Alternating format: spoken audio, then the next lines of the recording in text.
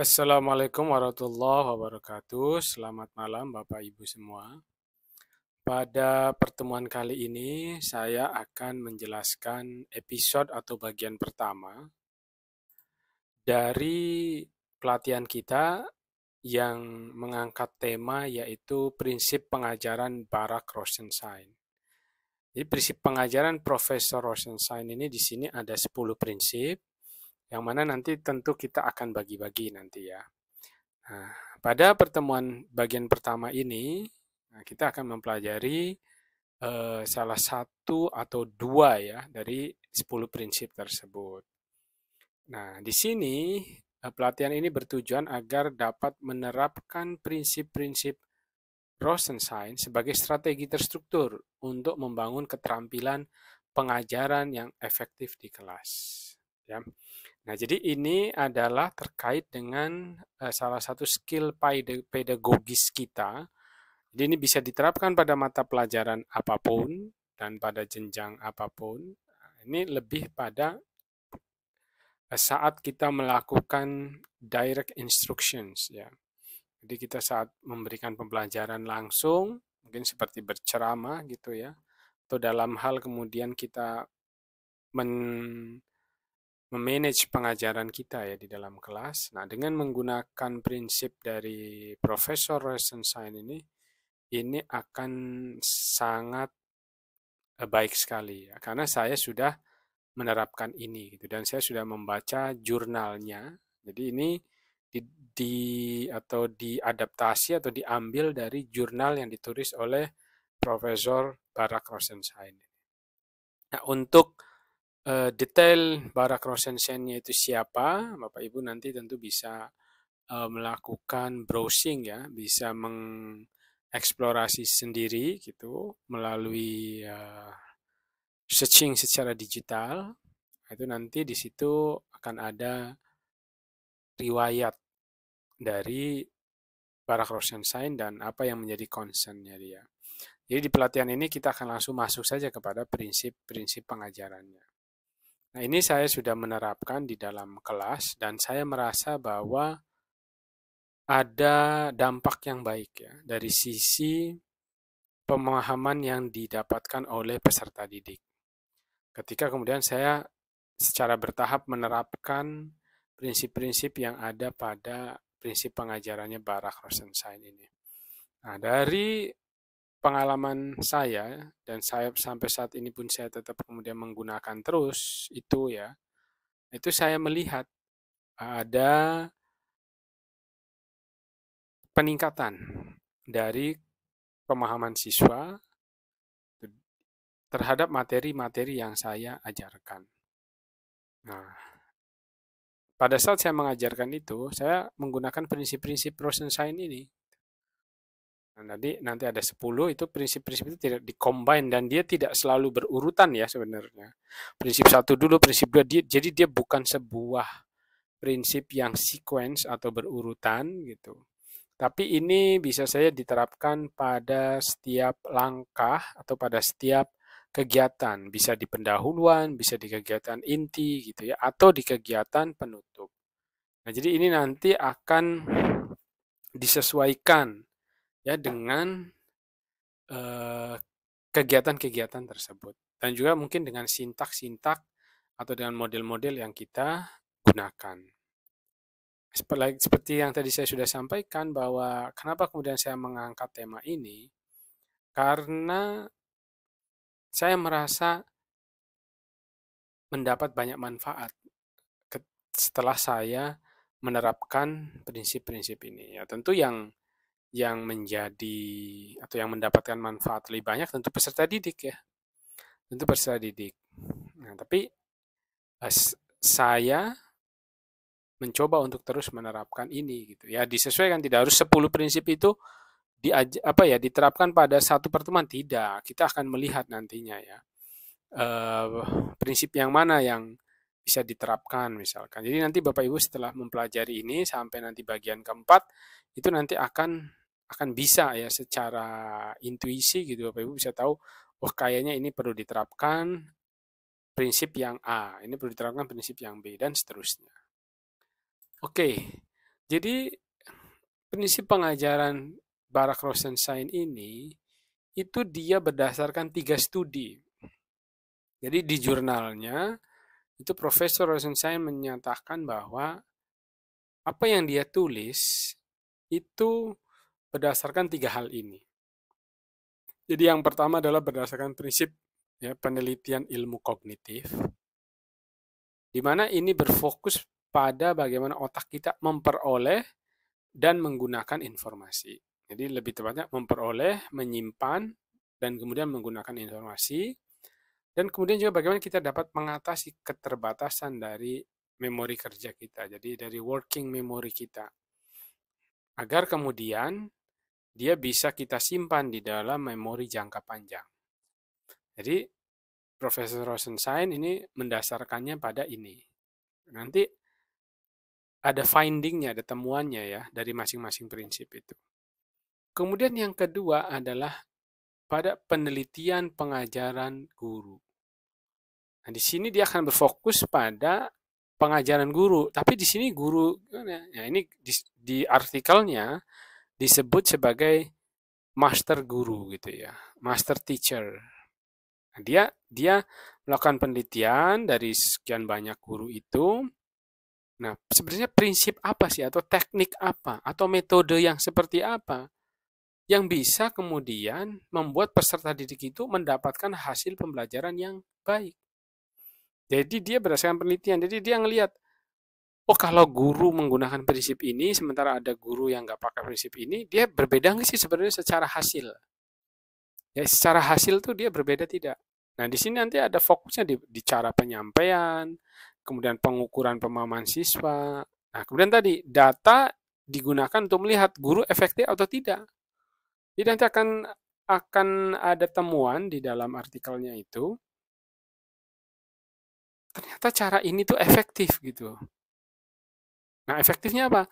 Karena hasil pembelajaran siswa lebih besar atau lebih baik dibanding guru yang tidak menggunakan cara ini atau tidak menggunakan prinsip yang kemudian ditulis oleh Rosenstein ini. Jadi kalau yang tadi lebih pada penelitian ilmu kognitif, kalau ini lebih pada sisi praktis pengajaran di kelas. Dan ini yang kemudian saya menyukai ya, karena prinsip Rosenstein ini menjembatani antara penelitian gitu ya dengan pengajaran praktis atau pengalaman atau hasil yang diambil dari praktek guru mengajar atau dari guru mengajar. Jadi dia menjembatani hal itu gitu. Sehingga ini kemudian saya melihat bukan saja sekedar teori belaka gitu misalkan. Ya, tapi ini sudah diambil juga dari tadi dari praktek pembelajaran yang dilakukan oleh guru atau praktek pengajaran yang dilakukan oleh guru dilihat. Lalu kemudian digabungkan atau dihubungkan dengan penelitian kognitif tadi. Nah, itu. Nah, kemudian dia ada ketiga, dukungannya. Nah, di sini tuh dukungan nanti terkait juga dengan penelitian yang pengajaran guru. Seperti nanti kita akan mengenal istilah scaffolding atau bantuan bertahap. Kapan itu scaffolding kita lakukan? Bagaimana caranya? Nah, ini saya juga sudah kemudian menerapkan gitu ya. Nah, termasuk nanti pada prinsip pertama tadi, review ya, pada bagian pertama nanti ini, review ini, saya juga sudah menerapkan, dan kemudian saya melihat ini hasilnya bagus. Bahkan saya sekarang sedang memikirkan bagaimana review-review itu akan saya formulasikan. Misalkan nanti dalam bentuk formnya, coba saya rapihkan gitu ya. Karena kemarin kita mencoba ya, jadi belum begitu, mungkin administrasinya atau ininya belum terlalu proper gitu. Nah, tapi kita akan atau saya akan coba nanti rapihkan, tapi saya sudah mendapatkan satu gambaran dan hasil yang cukup baik setelah menerapkan prinsip pengajaran Rosenstein ini. Jadi ini ada 3 pendekatan ya yang menjadi dasar dari prinsip pengajaran, dan oleh Rosenstein nanti setiap prinsip itu akan kemudian dielaborasi antara penelitian misalkan yang ilmu kognitif dengan pengajaran guru atau pengajaran guru dengan dukungan kognitif. Nah, ini semua oleh Rosenstein kemudian dikolaborasi. Dan di dalam artikelnya dia menuliskan bahwa ketiga pendekatan ini tidak saling bertentangan. Justru dia saling menguatkan dan saling melengkapi. Ya. Nah, jadi ini yang kemudian menurut saya adalah sebuah prinsip yang sangat baik sekali, sangat bagus sekali. Nanti sambil jalan di bagian-bagian berikutnya, di pertemuan-pertemuan berikutnya, nanti saya akan tunjukkan di mana dia bagusnya gitu ya. Oke, berikutnya Bapak Ibu, 10 prinsip pengajaran tadi di dalam artikelnya itu tidak dibagi menjadi 4 kelompok seperti ini, tidak. Jadi kalau di dalam artikelnya dia menulis aja gitu ya, biasa 1 sampai 10. Nah, tapi ada kemudian seorang guru namanya Tom Sherrington yang dia kemudian mempelajari prinsip pengajaran dari Barak Rosenstein ini dan dia kemudian mengaplikasikan dan kemudian memformulasikan gitu ya agar lebih mudah lagi bagi kita. Jadi Tom Sherrington ini dia membuat buku semacam playbooknya atau kayak panduan dari prinsip pengajaran Rosenstein ini yang kemudian agar lebih mudah dipahami oleh guru. Kan tadinya artinya ada karena tadinya prinsip pengajaran ini ditulis dalam bentuk artikel. Dalam bentuk artikel, nanti juga tentu saya akan sertakan juga artikelnya gitu ya. Nah, oleh Sherrington kemudian dia coba jabarkan lagi. Jadi ini seperti penjelasan. Walaupun di artikelnya Rosenstein itu sudah dijelaskan juga ya, tapi oleh Tom Sherrington kemudian lebih dijelaskan lagi dan lebih dikelompokkan lagi ya, diklasterkan lagi dari 10 itu biar mirip gitu ya. Karena ada beberapa, bukan biar mirip, karena ada beberapa yang mirip, maka dia biar dikelompokkan dalam satu langkah gitu ya, dalam satu langkah pembelajaran. Nah, di sini kurang lebih ada 4 kelompok ya, jadi nanti ada tentang terkait dengan bagaimana dia memberikan pertanyaan, bagaimana guru itu melakukan pertanyaan dan bagaimana dampaknya ya. Kenapa memberi pertanyaan itu kok menjadi lebih bagus gitu. Terus tentang proses review atau mengulang materi. Nah, ini juga menurut saya sangat bagus sekali ya dan ternyata saya benar-benar merasa apa ya? Bermanfaat ini yang tentang proses review atau mengulang materi ini. Karena ternyata itu luar biasa juga gitu ya. Ketika kemudian kita melakukan review gitu ya. Dan nanti Bapak Ibu, kalau Bapak Ibu membaca artikel yang lain dari Kate Jones, dari seorang peneliti di India, nah itu dia ada namanya proses retrieval. Retrieval juga sama. Jadi dia menarik informasi yang ada di pikiran kita gitu ya, atau di dalam otak kita agar kemudian kalau dia diulang gitu, maka informasi itu akan lebih cepat muncul gitu ya, atau kita akan lebih cepat mengingatnya gitu. Karena tadi kan ini dikaitkan dengan ilmu kognitif juga kan gitu ya. Nah, itu proses review atau mengulang materi. Nanti di sini ada 2 prinsip ya, ada 2 prinsip. Kemudian nanti ada sequence, pengurutan dan modeling gitu. Nah, jadi pengurutan itu lebih pada pemberian materi, nanti modeling itu pada pemberian contoh. Nah, kemudian ada praktek atau pengerjaan materi atau pengerjaan tugas ya, lebih tepatnya ini pengerjaan tugas bukan pengerjaan materi ya. Karena kita tahu anak-anak ketika setelah kita terangkan gitu dia kan akan mengerjakan tugas itu. Nah, nanti dikelompokkan, ada kelompokan sendiri tentang proses atau praktik pengerjaan tugas ini. Nah, jadi ini akan ada 4 klaster atau ada 4 bagian dari 10 prinsip milik Barak Rosenstein ini. Nah, sekarang kita akan masuk ke bagian yang pertama ya, nah, yaitu proses review materi. Ini adalah klaster yang pertama atau kelompok pertama yang dibuat oleh Tom Sherrington ya, dalam hal dia bagaimana memahami dan menjelaskan lebih lanjut prinsip pengajaran dari Barak Rosenstein. Nah, ternyata di sini hasil dari ketiga penelitian tadi ya, di awal kan tadi saya sebutkan 10 prinsip ini mengambil dari 3 pendekatan lah gitu. Ternyata guru yang paling efektif itu adalah guru yang memastikan bahwa siswa memperoleh, melatih, dan menghubungkan pengetahuan secara efisien. Jadi bukan saja sekedar dia memperoleh pengetahuan itu, tapi juga bagaimana dia kemudian melatih dan menghubungkan. Nah, melatih kaitannya dengan apa tadi? kaitannya supaya informasi yang tadi sudah dia peroleh itu kemudian tidak menjadi hilang. Nah, saya beberapa hari yang lalu membaca namanya forgetting curve. Kurva yang menjelaskan berapa lama seseorang itu bisa melupakan materi gitu ya, melupakan sesuatu gitu. Tapi dalam konteks ini adalah materi pelajaran. Nah, itu diteliti oleh salah seorang ilmuwan ya. Saya agak lupa namanya. Pokoknya itu namanya forgetting curve. Kurva yang menunjukkan berapa lama gitu orang itu lupa terhadap mata pelajaran. Nah, di tadi ya, mungkin saya coba tunjukkan kurvanya. Ini adalah kurva yang tadi yang saya sebutkan terkait dengan forgetting curve atau kurva yang menunjukkan berapa lama ya dari sisi waktu seseorang itu melupakan apa yang sudah dipelajarinya. Jadi di sini ada garis Y dan garis X, di mana garis X ini adalah time science learning ya, saya perbesar. Jadi ketika waktu diukur dari dia mulai mempelajari hal tersebut, dan kemudian di sini ada berapa persen pengetahuan itu kemudian hilang lah dari pikirannya, kira-kira begitu ya. Nah, jadi ini adalah titik, jadi ini ketika kita mulai menjelaskan materi gitu ya, memberi informasi, nah ini adalah dia masih 100% menerima informasi tersebut ya. Nah, Bapak Ibu bisa lakukan setelah mungkin selesai materi pelajaran gitu ya, setelah selesai materi pelajarannya, kalau selama proses pembelajaran makan pasti masih diingat, diulang gitu ya.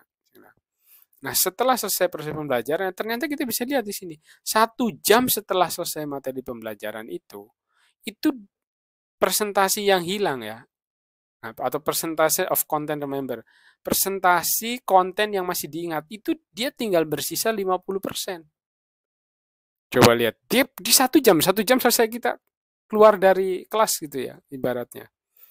Jadi 1 jam dia sudah hilang sampai 50%. Bayangkan kalau kita ngajarnya seminggu sekali gitu ya, nanti akan ada di sini kan, Anda bisa lihat.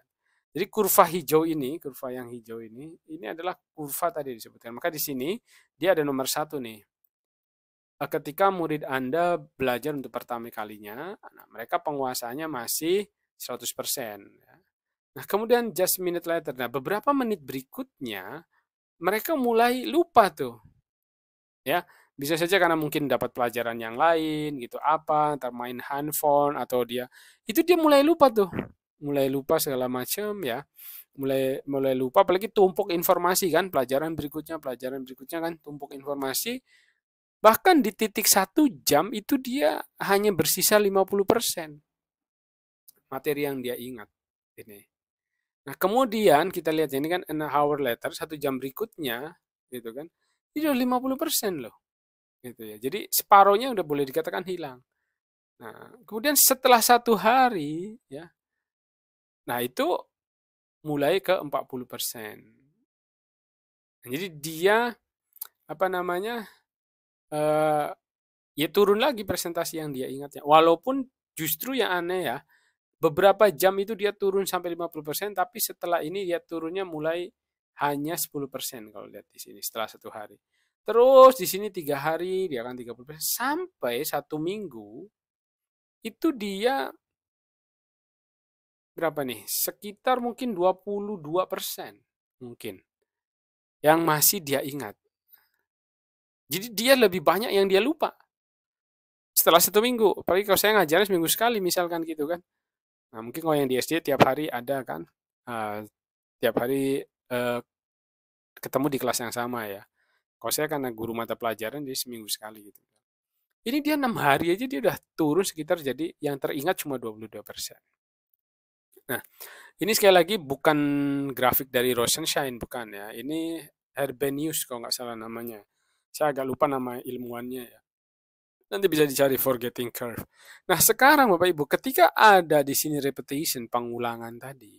Nah, kalau kita ada pengulangan, ya, ada pengulangan, itu dia tetap ada turun sih, tapi turunnya tidak sedrastis kalau tidak ada pengulangan.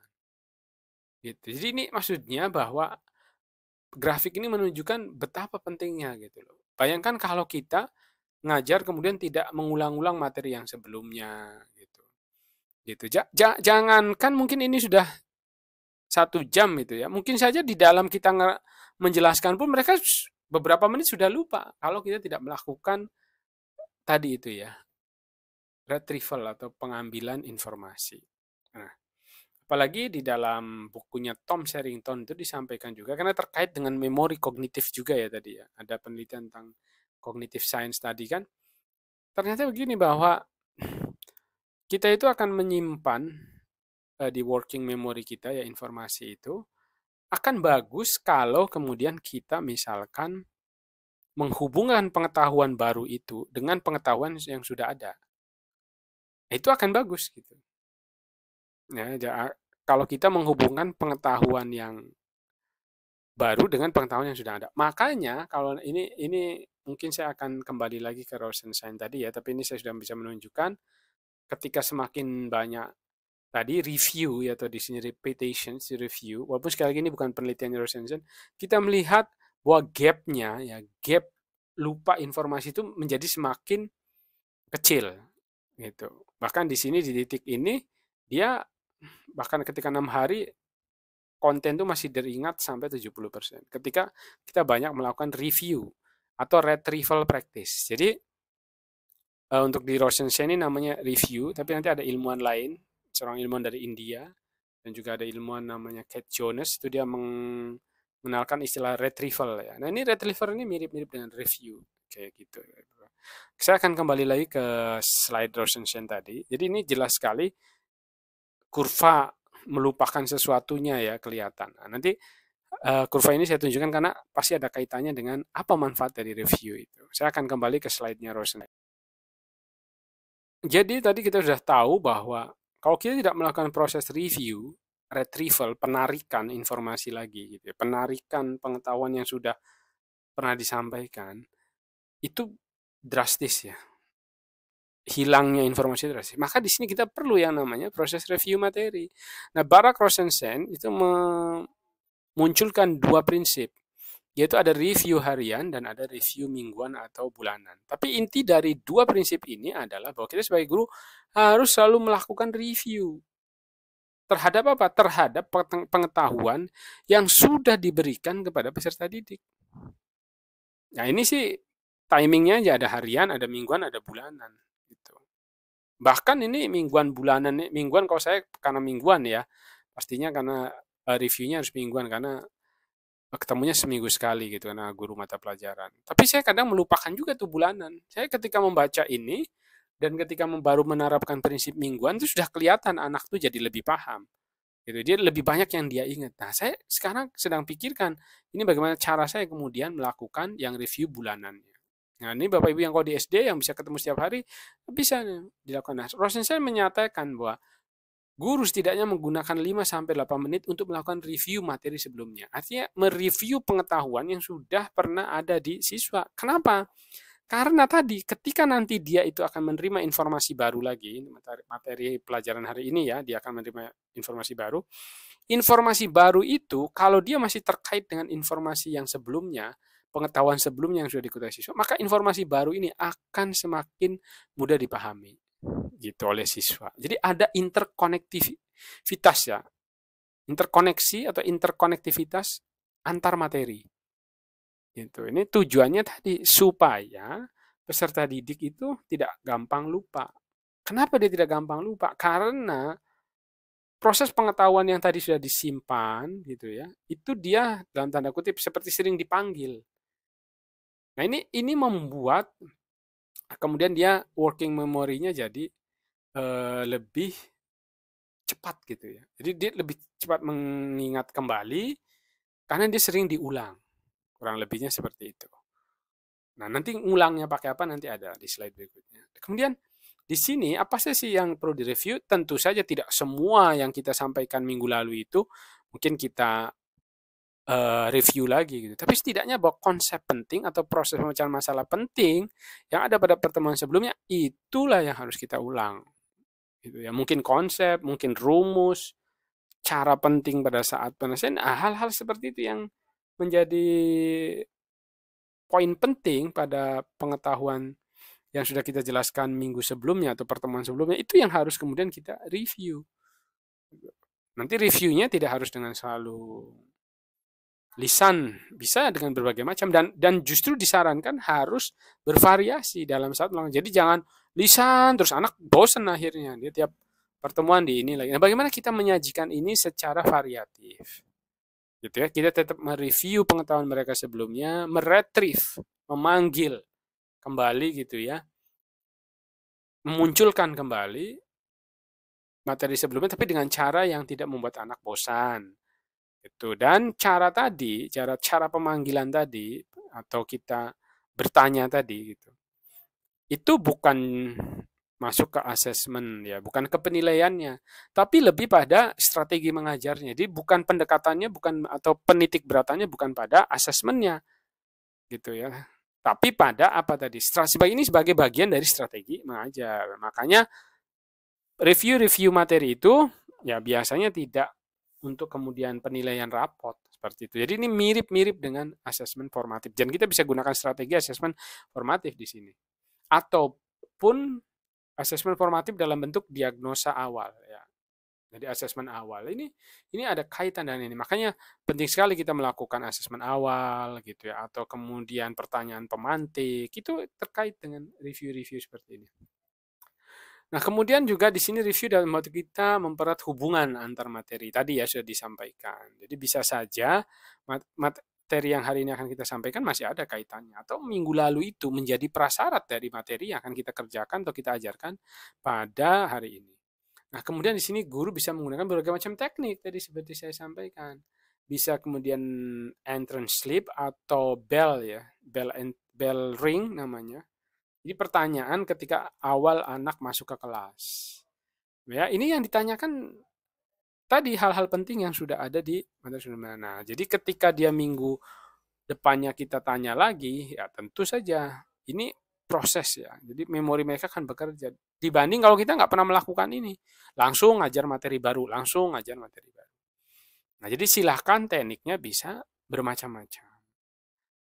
Atau bisa juga, ya entrance slip ini kan di asesmen awal. Bisa juga kita di belakang misalkan kayak gitu.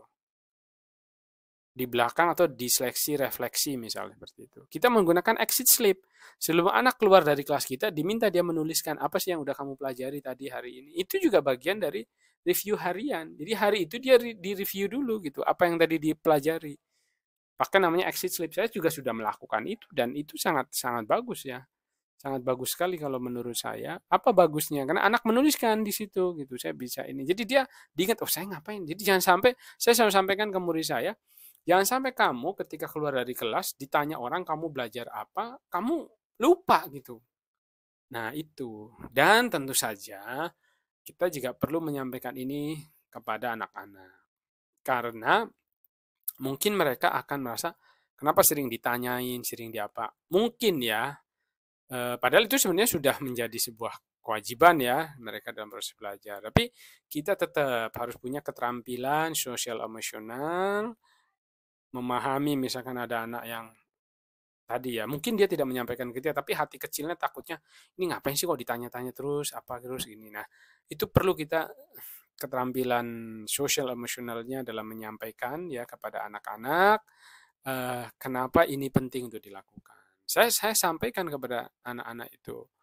Bahkan saya kadang berikan ya hasil penelitian itu ya, yang menunjukkan misalkan kalau anak-anak tuh sering berlatih bahwa dia akan memorinya akan jadi lebih kuat gitu, daya ingatnya. Itu saya kasih. Jadi saya kasih di grup kelas, saya bilang, anak-anak, nah ini lo lihat no, ini ada penelitian atau ada tulisan, ada temuan gitu ya, bahwa kalau kita sering bertanya jawab di dalam kelas itu akan membuat kalian menjadi lebih mengingat lebih lama. Jadi saya bilang bahwa ini tujuannya adalah untuk kalian, untuk kepentingan kalian, bukan kepentingan saya. Jadi saya juga memberikan pendekatan secara sosial emosional ya, seperti itu kepada mereka sehingga ya sudah mereka tidak pernah lagi mengeluh gitu sepanjang yang saya tahu. Dan juga saya beritahu kepada mereka bahwa ini tuh bukan untuk penilaian setidaknya, tapi lebih pada strategi belajar. Strategi belajar supaya apa? Supaya mereka mampu ingat. Dan kalau yang dapat untung siapa sih? Saya bilang kan ke mereka itu, kalau kalau kalau kalian tetap ingat pengetahuan atau ingat apa yang sudah dipelajari, yang beruntung ya tentu kalian sendiri gitu. Karena daya daya ingatnya jadi nanti akan lebih bagus. Nah, itu saya dampingi dengan pendekatan sosial emosional seperti ini. Nah, baik Bapak Ibu, kurang lebih untuk bagian yang pertama itu saja yang bisa saya sampaikan ya. Jadi untuk proses, jadi ini klaster pertama adalah proses review materi. Nanti di bagian kedua kita akan berbicara tentang eh, nanti ada proses pengajaran. Ya, jadi nanti kita proses pengajaran dan juga bagaimana kita memberikan sebuah modeling. Nah, ini sangat-sangat apa ya? Menurut saya sangat bagus sekali ya ketika saya kemudian juga ya mungkin guru sudah sering melakukan ya modeling kayak gini. Nah, tapi nanti apa sebenarnya dampak dari kita ketika melakukan modeling itu? Nanti di bagian kedua saya akan sampaikan. Terima kasih. Mudah-mudahan bisa dipahami. Kalau tidak ada yang bingung, kita bisa berdiskusi. Terima kasih. Assalamualaikum warahmatullahi wabarakatuh.